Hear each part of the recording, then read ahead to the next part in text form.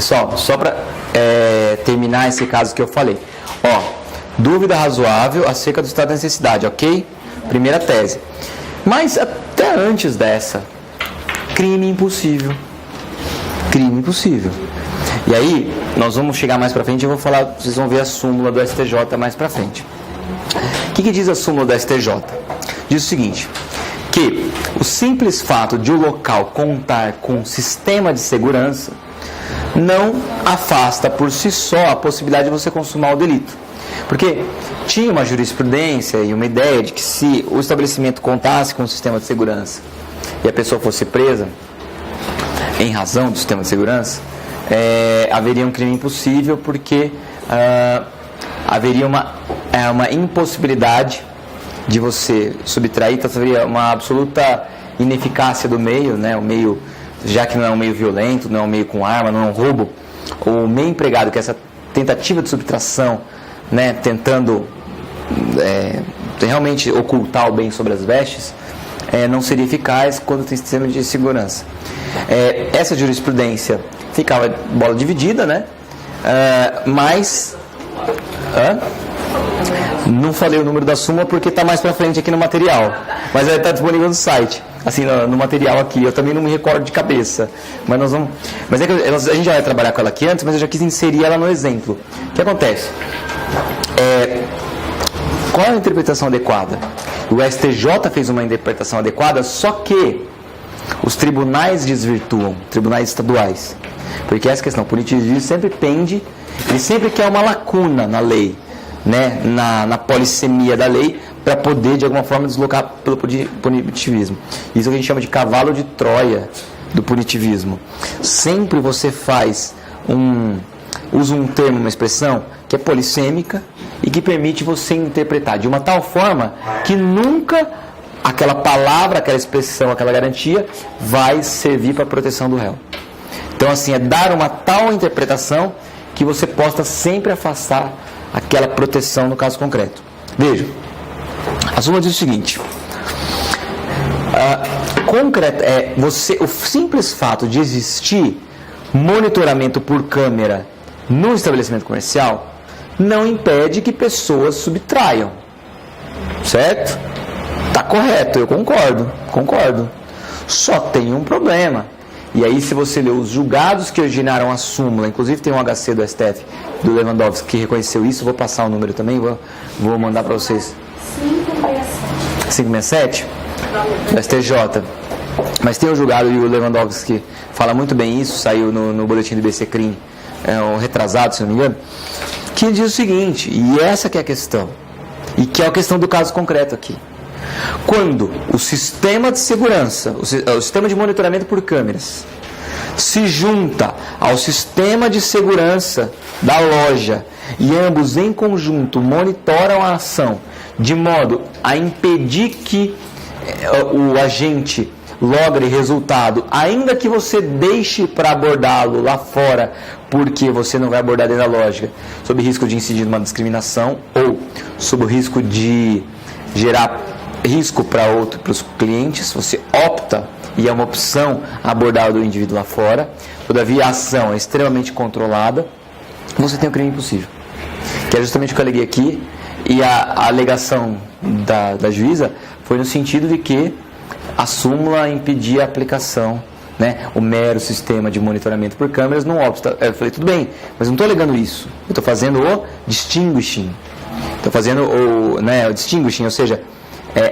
na verdade, nem estou dizendo assim, que a súmula se aplica ao meu caso, naquilo que a súmula previu na hipótese da sua incidência protetiva, porque tem a incidência que afasta a proteção.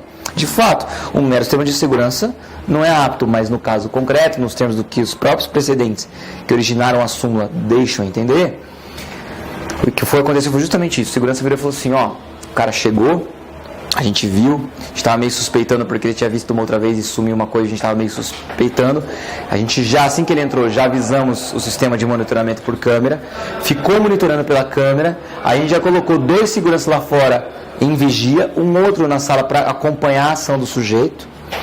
Vimos que ele subtraiu, Demos a ordem lá para o pessoal já ficar esperto para pegar fora, mas só a hora que ele saísse, para não ter problema dentro, tanto para a questão de discriminação, tanto para a questão de, sei lá, vai que ele tenta roubar, ser mais violento e isso afete outros clientes. Vamos abordar lá fora, porque eles falam, isso é até a orientação da Polícia Militar, abordar lá fora. Deixamos o cara sair, hora que a gente aproveitou, demos a entender a ele que ele estava bem, assim, tipo, ele achou que tinha consumado, foi a hora que a gente agiu. Crime possível. Vocês estão entendendo? Sistema de monitoramento por câmeras atrelado ao sistema de segurança da loja, que em conjunto colocam uma tal rede protetiva que, de acordo com os meios empregados pelo agente, que não eram meios violentos, mas só ocultação sob as vestes da res, não seriam eficazes em absoluto para, naquele caso, lograr aí a vantagem. Entendeu? Não. Condenou, e essa é a segunda tese. Então assim, ó, crime impossível, dúvida razoável acerca do estado de necessidade, tentativa, porque não houve posse mansa e pacífica, certo? Regime aberto, o cara era primário, não, nem sei se era primário, mas a gente pediu regime aberto porque o valor é insignificante, então insignificância, né? Que no furto você, desde que seja 10% do salário mínimo, então eles falam, você pode aplicar a insignificância desde que o valor da res não ultrapasse 10% do valor do salário mínimo, certo? E você aplica o privilégio, que é o caso de munição, desde que seja até um salário mínimo. Então assim, aleguei insignificância, e aí tem uma jurisprudência que fala o seguinte, olha, você pode aplicar inclusive por reincidente, porque a rigor o que você tem que olhar é a lesão patrimonial e a repercussão daquela subtração do patrimônio da vítima, né? Dentre alguns outros requisitos, mas é isso. Então a reincidência por si só não quer dizer nada. O STF falou isso e falou mais, o Barroso falou mais. E se o bem for de pequeníssimo valor, mas se por algum dos motivos, porque são 4 requisitos para você aplicar, né, o princípio da insignificância, que para mim é tudo a mesma coisa, mas são 4, né? Se você não aplicar por algum motivo, a repercussão da culpabilidade tem que ser no regime. Então a justa retribuição da culpabilidade do agente por um fato de uma subtração inexpressiva, se você não aplica insignificância, no mínimo regime aberto, ainda que o sujeito seja reincidente. Entendeu? Isso está expresso na decisão do Barroso, porque ela fala de uma forma de você compensar essa punição. Bom, é isso. O que nós vamos falar agora do repouso noturno, né? Gente, a pena aumenta de 1/3 se o crime é praticado no repouso noturno. A gente tem um problema que é o seguinte: o que acontece? Geralmente, veja, você tem o caput, você tem o parágrafo primeiro, que é essa causa de aumento, e você tem o parágrafo segundo, né, que tem a situação de privilégio, e o terceiro é a equiparação, e o quarto é a qualificadora. Qual que é a questão? Existe uma lei, que é a lei 95, Lei Complementar 95 de 98, que ela regulamenta o parágrafo único do artigo 59 da Constituição, que ela é a lei sobre a forma como você pode editar leis. Então, é a lei sobre como elaborar leis. E essa lei diz que, ela sempre fala assim, ó, que sempre que você fizer um parágrafo, o parágrafo tem que ser uma delimitação do caput. E assim, não sei se por esse motivo, mas esse é um argumento que eu uso, que o parágrafo primeiro só poderia se referir ao caput. A jurisprudência do TJ sempre foi nesse sentido, que o furto, que a causa de aumento do crime ter sido praticado durante o repouso noturno só se aplicaria se o furto fosse um furto do caput não qualificado. Porque o qualificado vem no parágrafo 4º e, portanto, o parágrafo 4º que se refere ao caput. O parágrafo 1º não se referiria ao parágrafo 4º. Então, eles falariam que sempre os parágrafos se direcionam ao que está em cima, certo? Ao caput. Então, só se aplicaria a isso. Isso era até uma jurisprudência que tinha. Mas isso é um tiro no pé. Por quê? Porque o privilégio, que é o que melhora a pena do sujeito, está no parágrafo 2º, certo? E tem a súmula do STJ, que foi construída a partir de tanto a Defensoria bater, que a súmula que está no parágrafo, o privilégio, a diminuição que está no parágrafo 2º, se aplica mesmo se o crime for qualificado, que é do parágrafo 4º. O simples fato de esses direitos serem consagrados em parágrafos não na ordem, né? A ordem não seria o essencial, porque seriam perfeitamente compatíveis. Eu subtrair, mediante escalada, que é uma qualificadora, um bem de pequeno valor, ou seja, de até um salário mínimo. Sendo primário, nada obstaria eu incidir a qualificadora, mas ao mesmo tempo a causa de diminuição. Agora, se isso vale para beneficiar, o STJ falou que também deveria para assumir a causa de aumento. Então, se você tem uma qualificadora, também poderia incidir a causa de aumento. E parece que é hoje isso que é o que está prevalecendo, certo? Embora vocês na Defensoria Pública aleguem que o parágrafo 1º só se refere ao CAPT, nos termos da jurisprudência contrariada do TJ, né?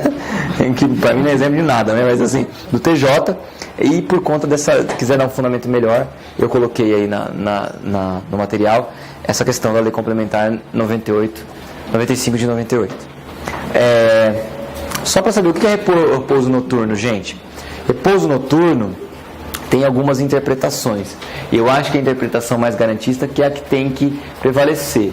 Ou seja, basta que, na verdade, para você ter o repouso noturno, você tem que aquela casa, aquele local ser um local de moradia e que os habitantes que ali estejam dormindo, porque ela está mais desguarnecida. Tem gente mais punitivista que acha que não precisa ser a casa local de moradia, pode ser um estabelecimento comercial, desde que seja praticado num repouso noturno, ou seja, desde que o bairro esteja dormindo, né? Porque a ideia é que o bairro está assim, o local está menos guarnecido, mais desguarnecido porque à noite, assim, como os outros estabelecimentos estão fechados, não tem ninguém vigiando, aquela coisa, né? Mas a ideia, basicamente, quando você fala em repouso noturno, repouso, né, do local onde a coisa acontece, o local, a casa, ou alguém que habita. Ainda que essa pessoa, você fala, ainda que a pessoa não esteja lá, né? Embora eu acho que se a pessoa não está lá, está viajando, não faz sentido aplicar, mas de qualquer forma, né? Porque já estaria desguarnecida mesmo de dia. Então, assim, mas a ideia são essas interpretações que vocês vão ter. Então, sempre trabalhar com a ideia de que precisa ser um local de moradia e que precisa ser essas pessoas estejam de fato na casa residindo, dormindo, certo? A interpretação mais restritiva do tipo. Embora existam outras, eu coloquei, certo? Só para vocês terem uma olhada. Mas eu até falo, e tem uma questão interessante, porque às vezes o furto é à noite, mas o pessoal está em festa lá na casa. Se o pessoal está tudo acordado, está em festa, não é um repouso noturno, né? As pessoas não estão dormindo, né? E eu falo a mesma coisa na rua, se a rua estiver desperta, a mesma coisa. Então é isso. E tem aqueles casos também que eu já ouvi falar, acho que já li alguma coisa. Quando a pessoa troca, por exemplo, dorme, trabalha durante a noite e dorme durante o dia, que a casa é furtada, e a pessoa, o promotor fala que era durante o repouso, que é para a pessoa aquele horário. Só tem um problema, a lei fala de noturno, né? Noturno, né? Então noite significa noite, não dia, né? E esse nós de Malamparte, exatamente. Exatamente, mas não dá, né? Uma outra questão, então assim, a questão do privilégio, gente. Se o criminoso, né, agora eu falo, né, se o presumidamente inocente, né, se o sentenciado, né, é primário e é de pequeno valor a coisa, o juiz pode substituir a pena por reclusão por detenção, diminuir de 1 a 2 terços ou aplicar somente a multa. Gente, veja. Se o sentenciado é primário e pequeno valor, o que nós definimos como pequeno valor? Até um salário mínimo. Certo? Jurisprudência da STJ. Lógico que eu dou o meu critério é mais elástico, mas de fato a STJ coloca até um salário mínimo à época dos fatos. Tá? O STJ coloca valor equivalente a um salário mínimo. Né? E aí o que acontece? Porque tem uns iPhone que é brincadeira, né? A polêmica que suscitou a dúvida, por exemplo, os crimes tributários, que é 10 ou 20 mil reais, Ah, sim, sim.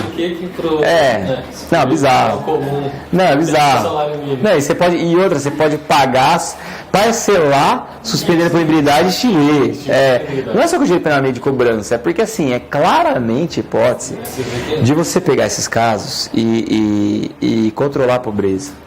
Porque são os crimes controláveis pela polícia militar, né? E são os crimes que você eventualmente pode dizer que o sujeito praticou.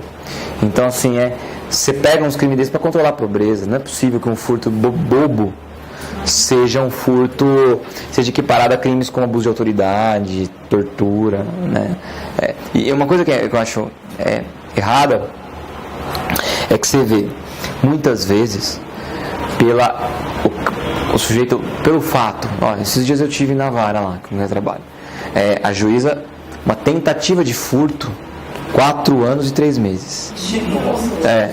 O sujeito, segundo a acusação, escalou o muro, tentou entrar na casa, tentou arrombar, não conseguiu, ficou em cima do muro, né? E acho que soltou a telha, caiu, ele quebrou as 2 pernas. Certo? Aí beleza, foi para a audiência depois, né? Tal, quebrou as 2 pernas. Ou seja, ele não conseguiu nem entrar na casa, certo? Então a redução no mínimo tem que ser máxima. Olha, se não for um crime impossível também, né? Porque o cara não tentou dar marretada, não tentou fazer nada na coisa. O judicial pelo ocorrido, né? Só que o perdão judicial, então, seria interessante. Só que você teria que trabalhar com uma ideia menos positivista, digamos assim, né? Mais garantista, mais constitucionalista, convencionalista, de pegar o artigo 59 e falar que é apenas desnecessária, porque os seus fins político-criminais já foram atingidos a partir disso. Mas é uma construção, né? Bonita, mas, né? Precisaria de uma turma menos topeira para aceitar, né? Assim, mas a questão é o seguinte, então é isso, o cara reconheceu, aí só tem um problema, eu sei que tem vários problemas nesse caso, mas porque eu aleguei que assim, a vítima estava viajando, não viu, o vizinho não foi arrolado, mas também não viu direito, e a equipe policial, a hora que chegou, o SAMU já estava atendendo, só que estava atendendo na rua, né? Embora um dos policiais fala que se fosse no pátio ali, na varanda, mas houve divergência, então não deveria valer. Então assim, como é que você sabe que ele caiu daquela casa? Você fala, mas tentaram arrombar. Bom, o cara tinha viajado faz tempo. Quem disse que ninguém tinha tentado arrombar antes? Como é que você tem que demonstrar uma nexo causalidade acerca desse rompimento? Então, a rigor, sejamos rigorosos, como Ferraioli sempre foi, absolvição. Mas ok, o que acontece? Tentativa, certo? Olha o que ela fez. 2 qualificadoras, certo? Escalada e rompimento. Só que ninguém demonstrou que foi ele que rompeu, né? Poderia ter tido rompido ali, ele só viu, estava tentando ver que não, né? Viu que não tinha, estava tentando outros caminhos. Mas ok, ainda que fosse ele, veja, 2 qualificadoras. Ela usou uma para qualificar e outra para aumentar como agravante. Só tem um problema. As agravantes são circunstâncias legais. Circunstâncias legais, como a lei diz, lei, taxatividade. Você só pode reconhecer como agravante aquilo que está previsto em lei. Não existe nenhuma agravante de escalada e concurso de agente e rompimento de obstáculo. As do homicídio tem, mas as qualificadoras do homicídio são também agravantes, mas a do furto não. Então você só pode qualificar, você não pode agravar. Agravou. Mas olha o que ela fez, agravou 1/6, né? Aqui. Mas olha o que ela fez antes. Aumentou em 2/3 a pena base por antecedentes e aumentou em 2/3 pela reincidência. Mais 1/6 na coisa pela outra qualificadora. Redução deu mínima. Por quê? Porque o agente subiu no telhado. Tá, mas qual é o grau de risco ao bem jurídico no sentido de grau de aproximação que ele teve do bem jurídico patrimônio? Nada. Porque a casa estava guarnecida, não conseguia nem entrar nela. Entendeu? Então assim, ela reduziu do mínimo, entendeu? Como já tivesse levantado. Deu 4 anos e 3 meses por um furto tentado. Imagina quanto essa pena ficou antes. Reduziu 1/3, quer dizer, deu 6 anos. O que eu vou dizer? Pela lesão ao bem jurídico, ela daria, teria que dar 2 anos. O resto, ou 4 anos de diminuição, foi sobrecriminalização a partir dos antecedentes. Ou seja, o que te ferra mais, tanto em termos de seleção quanto em prejuízo são seus antecedentes. Portanto, como você foi etiquetado e rotulado. Então, se de alguma forma você é rotulado, ainda que injustamente, o sistema dá um comando implícito, detona as meta-regras punitivas que dizem: você não é destinatário de direitos fundamentais. Eu posso trabalhar com uma culpabilidade de autor, não de fato, te criminalizar por aquilo pelo qual você já foi punido e tirar você fora do meio de circulação, que é, na verdade, o objetivo do sistema. Então, assim, usar esses pequenos furtos para criminalizar as pessoas. E você sabe o que vai ser a grande sacada no futuro? O Maurício Dieter vai falar para vocês da política criminal atuarial. A sacada do futuro vai ser assim: pegar uma pena de furto, qualquer furtinho besta, pena mínima de 15 anos, e aí você faz acordo para só tomar 5, né? Negocião, hein? Só tomar 5 no semiaberto e beleza, você mata os negócios, o processo sem processo, faz um acordo no começo, faz essa lógica, porque você acha que o juiz vai te haver? Você acha que o juiz vai te absolver? Você quer tentar a sorte no sistema de justiça criminal que é feito para te perseguir?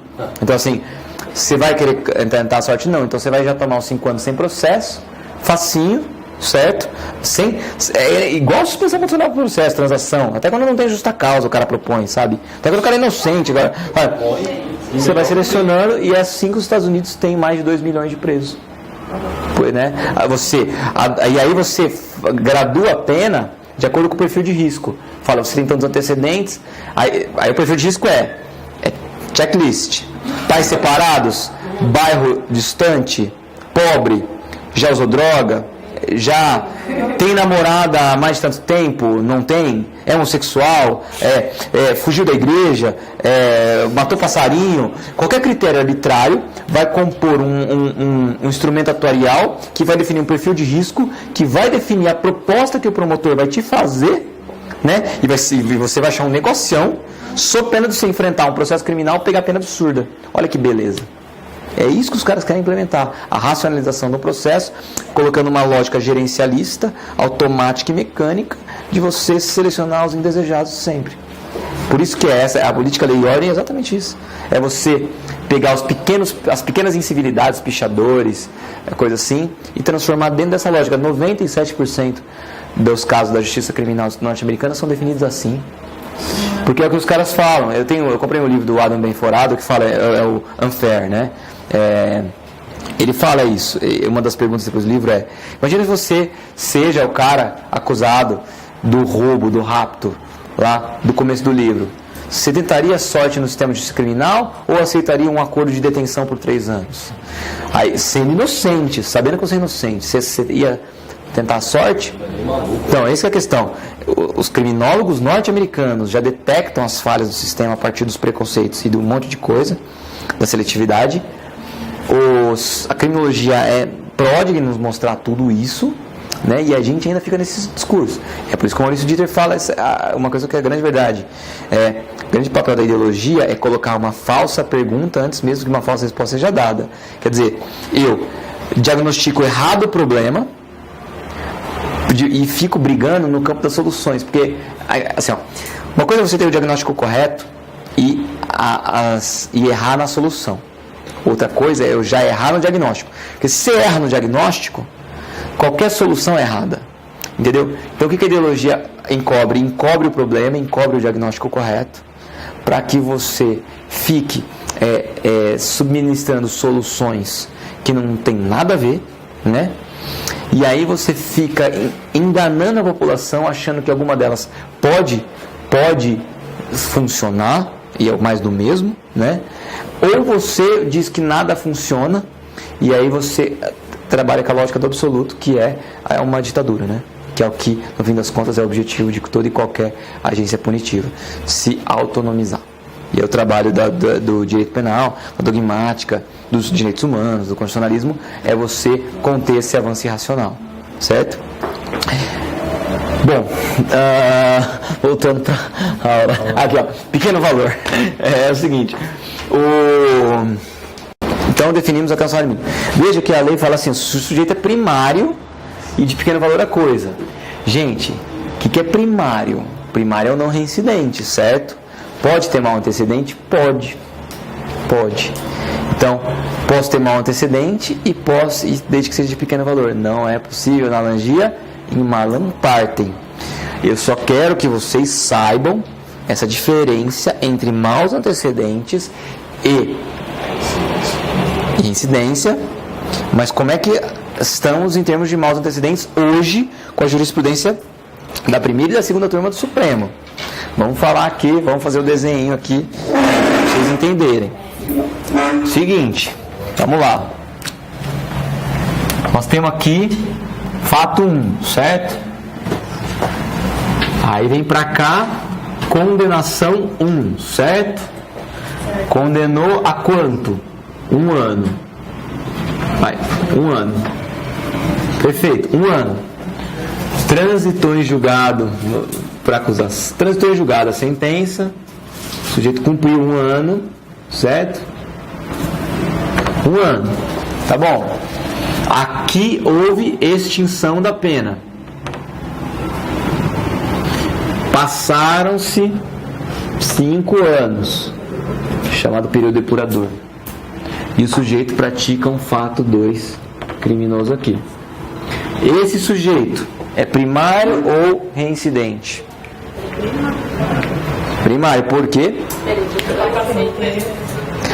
Depurador da reincidência. Então ele é tecnicamente primário, certo?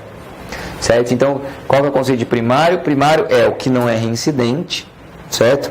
Considerando reincidência toda condenação por fato praticado em até 5 anos após o cumprimento da pena, a extinção da pena, ou assim, cumprimento ou extinção por indulto, qualquer coisa, certo?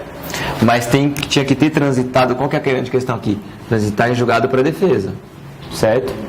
Por quê? Porque imagina que ele tem uma condenação aqui, sem trânsito, condenado aqui, certo? Condenou. Mas o que ele faz? Imagina que ele recorre, certo? E o negócio sobe para o TJ.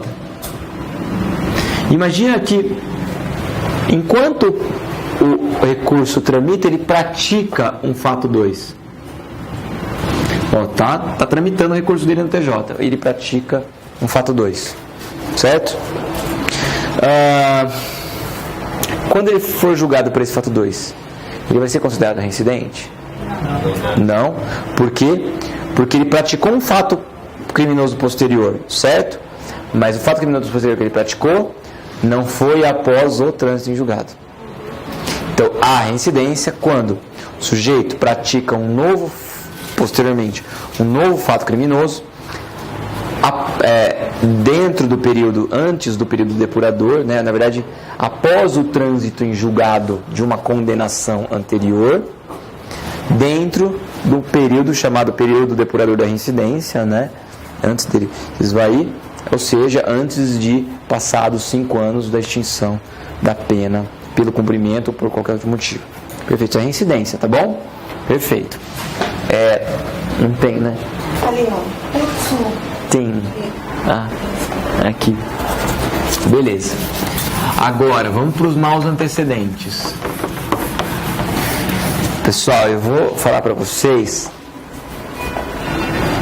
primeira coisa que era o que vigorava e o que não vigora mais. Então, eu vou falar a hipótese de maus antecedentes que não existe mais, certo? Depois eu vou falar a única hipótese admissível de maus antecedentes que existe. Maus antecedentes que não existem mais, mas o MP e magistratura vivem dizendo que sim.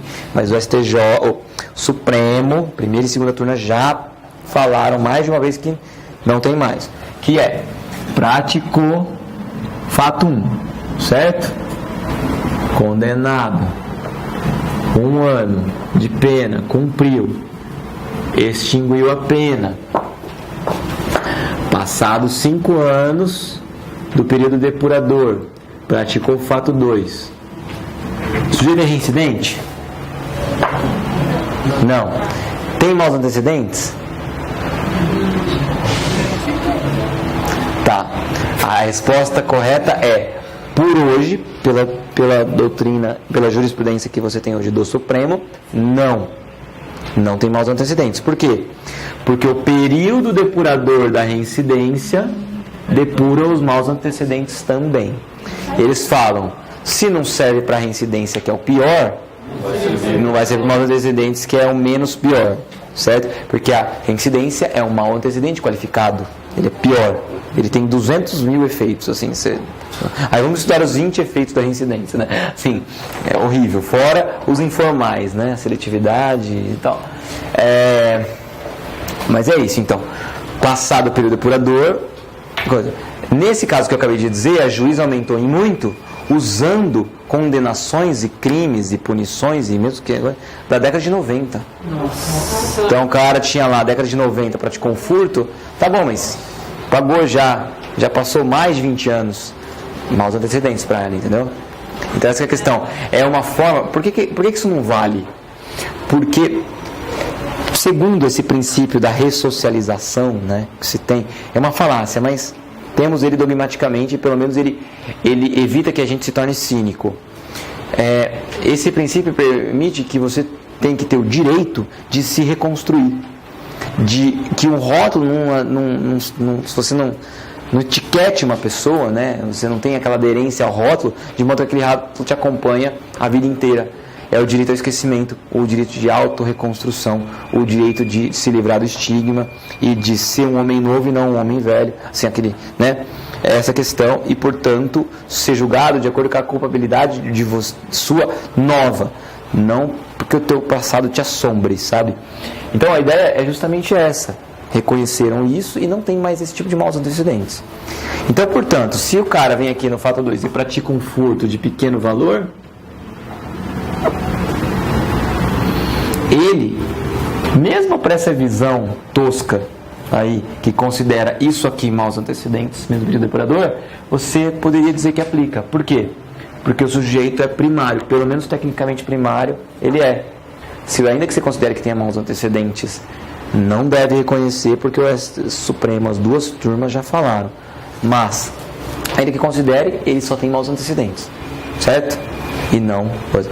Agora eu vou dizer, bom, compreenderam que isso aqui então é tecnicamente, quando o sujeito vira tecnicamente primário, o efeito depurador da reincidência depura os maus antecedentes? Agora, qual é a única hipótese possível hoje de se falar em maus antecedentes? É você, de alguma forma, ter um fato anterior que te prejudique e durante o segundo processo em curso o outro transita em julgado. Então fica assim, fica o fato 1 aqui, o sujeito pratica o fato 1 e o processo corre. Durante o trâmite do processo, eu pratico um fato 2. Ou eu pratico um fato 1, certo? Depois eu pratico um fato 2. O processo pelo fato 1 começa aqui, certo? E o processo pelo fato 2 começa aqui. Certo? Beleza. Eu pratiquei no tempo primeiro um fato 1, depois um fato 2. Certo? Os dois processos estão aqui, e aí o que acontece? Aqui sai a condenação 1. Certo? Mas sai a condenação 1 e transita em julgado para a defesa. Por quê? Porque se não transitou, aí tem que ser para o Ministério Público também, porque se o Ministério Público recorre, o réu pode ser absolvido em segundo grau, então tem que ser para o MP também. Tem que ser trânsito em julgado para os dois. Certo? Se transita em julgado para os dois aqui, e este processo está em curso, a hora que tiver uma condenação 2, a condenação 2 pode dizer que o sujeito tem maus antecedentes. Por quê? Porque ele está sendo, aqui você aumenta a pena base dele, por quê? Porque ele tem uma condenação anterior transitada em julgado por fato anterior, certo? Então, na verdade, o conceito que fica, a única hipótese constitucional de maus antecedentes é aumentar a pena base em razão de uma condenação anterior transitada em julgada para ambas as partes, em razão de um fato praticado anteriormente ao fato deste processo, no qual vai incidir essa circunstância desfavorável. Certo? Isso é a única hipótese. E aí, se ele eventualmente aqui, ele recorre para o TJ, recorreu para o TJSP, súmula 444 do STJ. Então, um processo em curso não gera maus antecedentes, certo? Inquéritos em trâmite e processos judiciais não podem ensejar isso, entendeu? Então, gente, só vai não incidir a causa de diminuição se o sujeito for reincidente. Se tiver maus antecedentes, pode incidir, não está na vedação ali, certo? Beleza. Bom, eu queria, antes de falar,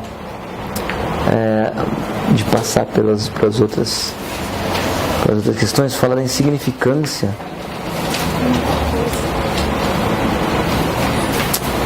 Eu acho que nem deve estar aqui, né?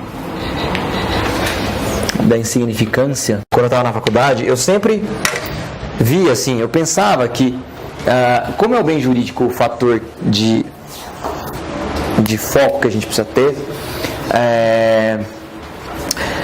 a gente tinha que analisar, na verdade, a expressividade da lesão, certo? Mas o STJ consolidou, o Supremo acabou indo ali, dizendo que para você reconhecer a insignificância de um furto, precisa haver mínima ofensividade da conduta do agente, nenhuma periculosidade social da ação, reduzido grau de reprovabilidade do comportamento e inexpressibilidade da lesão jurídica. Só tem um problema. Se há uma mínima ofensividade da conduta, não há necessariamente a periculosidade social da ação. Consequentemente, o grau de reprovabilidade é reduzido e, consequentemente, há uma inexpressividade da lesão. Esse aí eu acho que é igual. O D e o A eu acho que são iguais. Mas uma coisa é todo tautológico, entendeu? Bruno, então por que tem vários desses requisitos aí? Porque uma forma que o punitivismo encontrou para afastar a insignificância é quando o juiz quer. Então assim, quando o juiz olha para a cara do cara e quer afastar a insignificância, ele inventa qualquer motivo para dizer que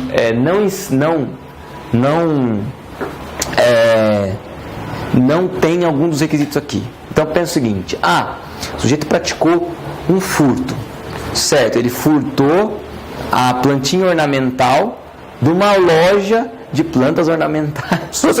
É exatamente isso. O cara foi lá e roubou e furtou uma ararinha assim, sabe, uma ararinha de madeira e uma florzinha assim. E aí, cara, era reduzido o negócio, né? Só que aí vem o juiz e fala: tamanha é a ousadia. Você fala, nossa, ousadia, né? Aí ele pega um desses aqui, que você não pode dizer que a conduta é minimamente reprovável. Sabe, você fala, cara, eu quero que vocês entendam é o seguinte: qual que é a grande questão do punitivismo? Qual é a questão do punitivismo? É usar qualquer palavra para justificar qualquer coisa. Sempre em prol de uma palavra de ordem moral, né? Então, assim, o fato de sei lá, nossa, daquela pessoa ter perdido o compromisso no dia, né? Porque furtou o celular e ela estava esperando uma mensagem, perdeu a agenda, sei lá. Usa esse motivo para dizer, então, que a lesão não é inexpressiva, ou que não teve nenhuma periculosidade, sabe? O que é nenhuma periculosidade social, inexpressividade? Entendeu? É você abrir critérios que não abrangem objetivamente a lesividade ao bem jurídico, que é o cerne de proteção do direito penal, para abranger âmbitos que estão completamente fora. Então, assim, essa questão, colocar esse monte de requisitos, são só requisitos para você prejudicar o réu. E é isso que o punitivismo quer, o juiz, o que ele quer. O delegado quer, que o MP quer. Ele quer que o seu poder aumente para ele conseguir discricionariamente ter elementos para jogar de um lado e para o outro, quando ele quer. Até eventualmente para ter elementos para absolver, quando ele entende que aquele réu é um réu digno disso. E eu estou dizendo isso porque eu cada vez menos vejo racionalidade e previsibilidade nas decisões. Você não consegue dogmaticamente questionar. E quando você critica dogmaticamente, os caras, não, Bruno, não vem falar com direito aqui. Isso aqui não é lugar de falar de direito. Na audiência, né? Não é legal de discutir, não. Isso aqui, não, como se fosse assim, só em mestrado, né? Que a gente vai. Não, aqui não é lugar de ficar discutindo, né, lei, artigos, doutrinas, jurisprudência, né? Então, assim, eram essas as visões que eu queria que vocês tivessem. Gente, a gente precisa terminar essa primeira parte, ainda temos a parte das qualificadoras. Eu quero que a gente aprofunde o crime de furto, certo? Porque eu acho que é o crime que pune todo mundo, um monte de gente por um monte de coisa. E a gente precisa trabalhar várias questões, nexo de causalidade. Eu tive muitos casos bizarros, né? E eu falo assim, saber dominar a teoria do delito profundamente, e eu tentei passar no caderno, mas acho que dá até para melhorar. Vão colocar vocês com potência crítica na hora aí de levar para peça e tudo mais, certo? É isso aí.